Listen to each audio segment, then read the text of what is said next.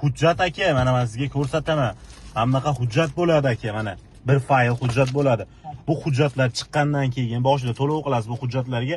Bu hujjatlar chiqqandan keyin siz O'zbekiston fuqarosiz, hech qanaqa Fransiya yoki boshqa davlatga bormaysiz. O'zbekistonda Toshkentda elchixonaga kirasiz, ochiritga qo'yiladi. Ochiritga qo'ygandan keyin ochiritingiz kelsa, kirib chiqib topshirasiz aka. Bu sizni hozir yo'lda turib olib $500 bunga ber, $600 bunga ber, $300 bunga ber, $200 bunga ber deb aka, siz butun umr pul to'lash bilan o'tib ketasiz. Tushunyapsizmi aka? O'sha bergan $600 qarang, $700 pulingizni sizga bularni ilintirish yo'lida bu. Qarang, birinchi $200 berdingiz. Siz o'sha $200 yo'qotmaslik uchun yana $300 berdingiz. O'sha 300 yo'qotmaslik uchun yana $200 berdingiz. Hozir endi mana shu $700 kuymay shuncha dokument qilib qo'ydim deysiz, to'g'rimi aka? Hozir €600 tashlaysiz-ku. Bo'ldi, senga bunaqa hujjat tayyor deydi.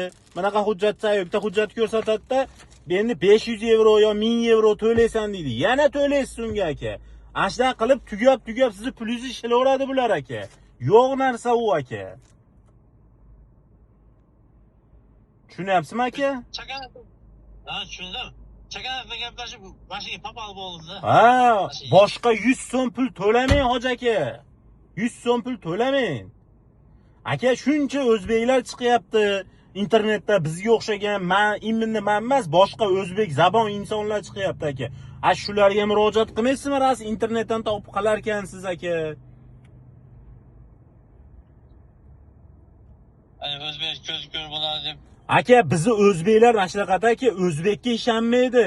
Lekin bitta ruskiy zabon chiqsa, shunga ishonib bor vujudini berib yuboradi aka.